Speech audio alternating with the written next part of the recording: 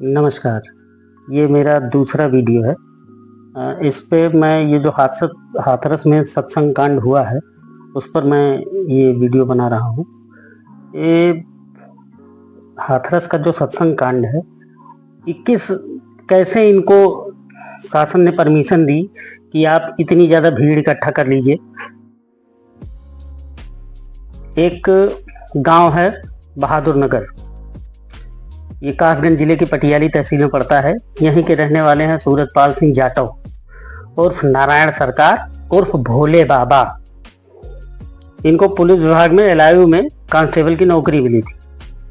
वहाँ पे एलआईयू में ये कांस्टेबल थे। एलआईयू के लोग आमतौर पे साधारण भेष में रहते हैं, इनका काम गुप्तचर जैसा होता है।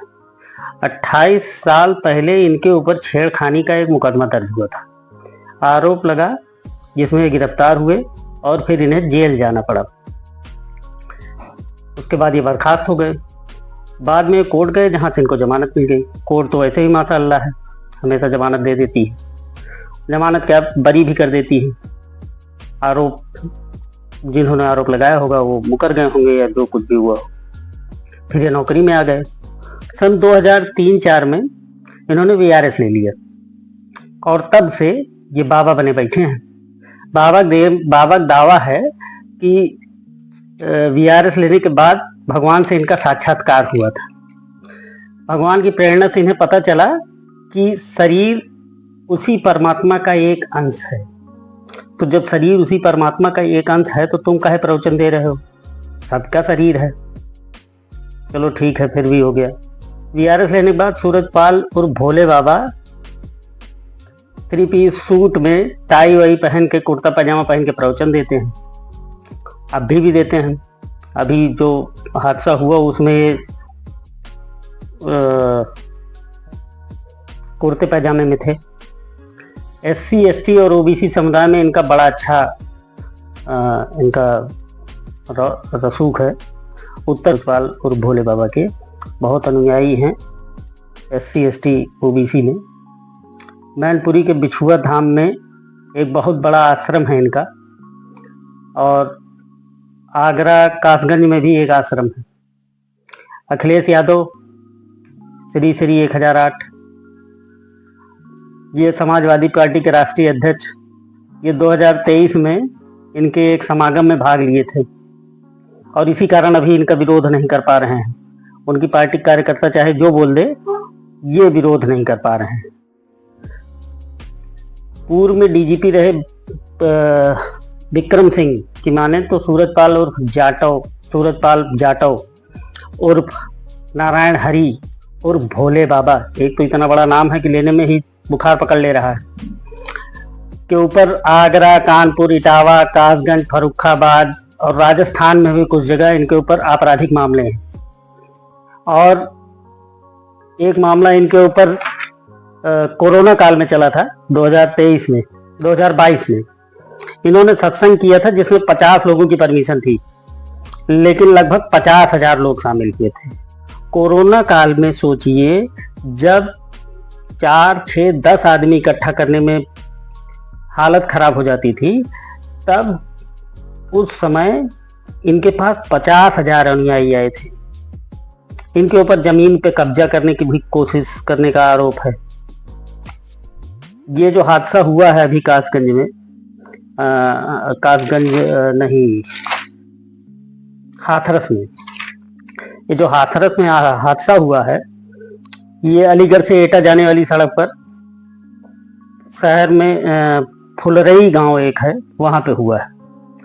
यहाँ दिन में लगभग 12 बजे 15 गाड़ियों के काफिलों के साथ ये पहुंचे और उसके बाद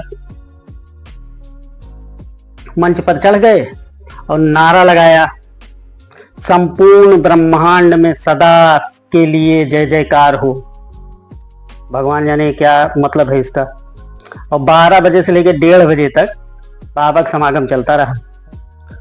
लोगों का ऐसा मानना है कि बाबा चरणों को धूल लेने से, उनको ताबीज में रख के अपने टांग लेने से सारे बिगड़े काम बन जाते हैं, और इसी धूल लेने के चक्कर में हादसा हुआ है। जब जिस गाड़ी से बाबा गए उसके टायर की धूल लेने के चक्कर में ये सारा हादसा हुआ है। सोचिए, बाबा गाड़ी से चले गए, उसकी धूल ले रहे हैं लोग। गजब के गजब जाहिल हैं। जहां पे सड़क जहां समागम हो रहा था उसके किनारे कुछ सड़कें उबड़ खाबड़ हैं, उसी में लोग फंस गए और फंस के मर गए। सोचिए, 123-24 लोग मर गए और बाबा को कोई पता ही नहीं है, बाबा गायब है। बाबा के बारे में ये आ रहा है कि बाबा या तो पुलिस ने कस्टडी में ले लिया है या बाबा गायब है। 125 लोग मर गए। एक आदमी, एक सेना के उसमें एक आदमी मर जाता है। सोचिए, हर एक आदमी की कितनी जरूरत होती है।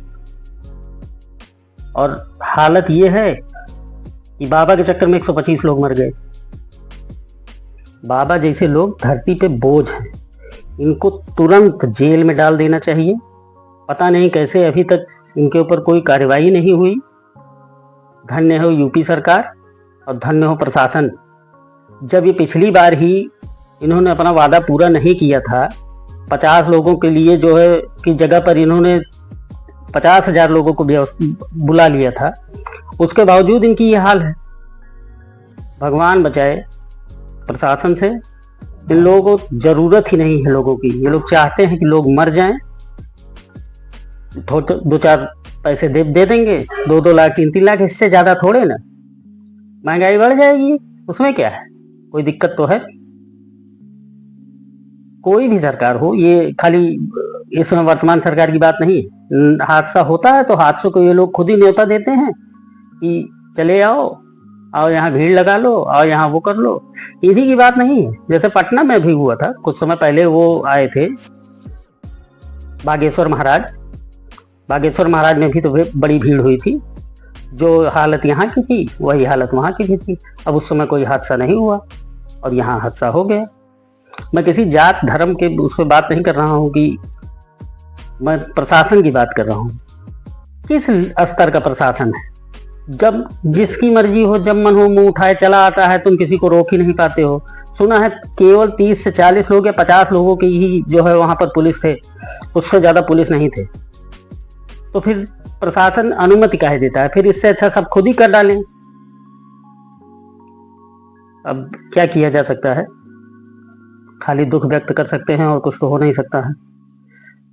जो हुआ वो बुरा हुआ, लेकिन पुलिस को इनको पकड़कर जेल में डाल देना चाहिए हर हालत में। और जितनी इनकी मंडली है पूरी, सब के सब, और उन पर ऊपर हत्या का आरोप लगना चाहिए। उसके बाद ही प्रशासन हमेशा जब तगड़ा होकर काम करता है तभी चलता है। अगर ढिल्ल मुल्ल प्रशासन है तो वो काम नहीं कर सकता। वो किसी स्तर का नहीं, किसी लेवल का नहीं। हम चाहते हैं कि ये जेल से ना निकलें, जेल ही में रहें, साल भर कम से कम जेल में रहें, उसके बाद जमानत हो जाए। जमानत होगी ही उनकी, और पहले हो जाएगी, हम जान रहे हैं। कोर्ट की भी यही हाल है। बड़े लोग कोर्ट के आगे, बड़े लोगों के आगे कोर्ट नहीं टिकता है। हम खुद वकील हैं, हमें मालूम है। प्रशासन को सख्त होना ही पड़ेगा। लेकिन ये प्रशासन भी तो माशाअल्लाह है, इनके बस का कुछ है नहीं। जहां थोड़े तगड़े आदमी आए नहीं, ये गाना गाना शुरू कर देते हैं। किसी आम आदमी को अगर कोई काम कराना है तो सारा नियम कानून आम आदमी के लिए चलता है। बड़े लोगों के लिए इनका कोई नियम कानून नहीं चलता है। चाहे वो जो हो, चाहे डीएम हो, एसपी हो, चीज भी प्रशासन में जो भी हैं, सब तहसील लेखपाल सब बड़े लोगों का जाके खुद ही ना पाएंगे।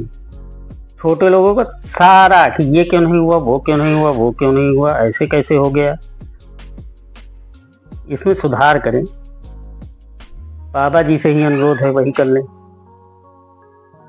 चलिए, आगे जो होगा वो देखा जाएगा। आगे फिर वीडियो बनाते रहेंगे। नमस्कार।